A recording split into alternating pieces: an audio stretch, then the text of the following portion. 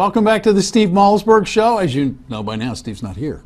I'm Bill Tucker filling in for Steve, who's taking a much deserved day off. I'm joined by my co-host, Amy Holmes, as we welcome in author and Howard University professor, Ron Hira. Ron, thank you very much for joining us today. Thanks for having me on. One of the reasons we had you on was because of the high-profile case in the Mouse House of Disney firing its tech department and outsourcing it to H1B Visa holders. Disney, in the face of a massive backlash, backed down and said, no, all of those workers who got really nice reviews, we're not going to fire them. They're going to come back. But the truth is, Ron, this story is a long, long way from being over, because every day in this country almost, we are looking at workers being displaced, American workers, thrown out of jobs for people here on work visas. Isn't that the truth? Yeah, that's right. So the perception is that these visas are only used when Americans can't be found. In reality, the visas are being used by the tens of thousands to replace American workers. And we're being told, no, whoa, you can't do that. That's illegal. That's illegal. But the truth is, they actually can be. Yeah, that's right. The rules show that basically that these companies can replace Americans with H1B visa holders, and the Obama administration and the Bush administration before that did really nothing about this.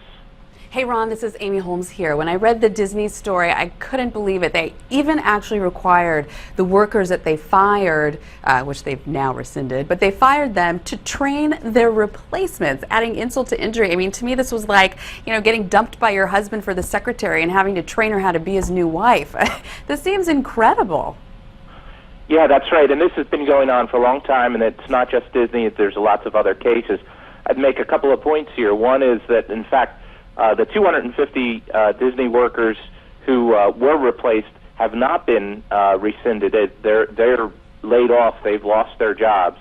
It was a case of 35 workers at the ABC division of Disney where those jobs, the layoffs were reversed or stopped.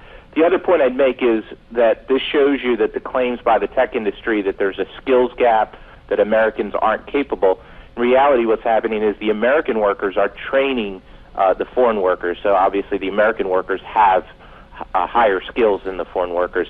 The foreign workers, of course, will be paid a lot less. Well, just to pick up on that point, Ron, one of the things that we were told by the Bush administration, we've been told by the Obama administration, if your kid goes into a STEM career, science, technology, engineering, or mathematical field, they're going to get jobs because those are the jobs of the future. The truth is, we graduate more kids every year, more American citizens or people lawfully here than there are those jobs. How long is it going to take before this myth gets exploded and we look at the stark reality right in its face that we're being lied to? Well, the myth's been out there for a long time. It's conventional wisdom within Washington.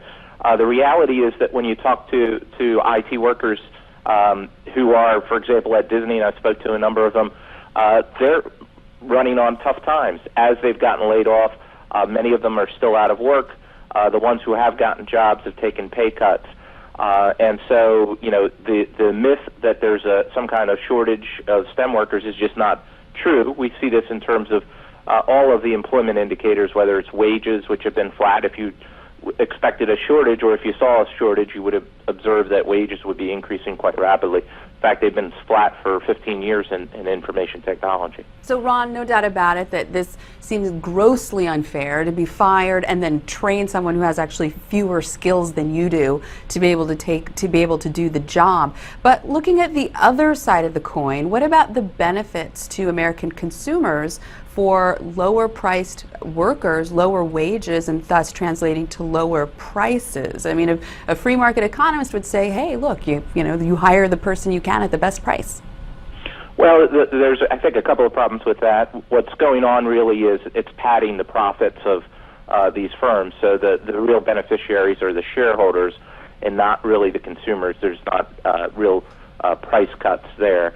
The second problem is that for an economy to work, you've got to have people that can actually get jobs and earn to be able to buy and pay the very high prices of going to a Disney theme park.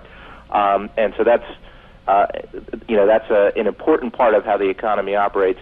The other point I would make is that this is an intervention by government to bring in guest workers. These are not permanent immigrants, right?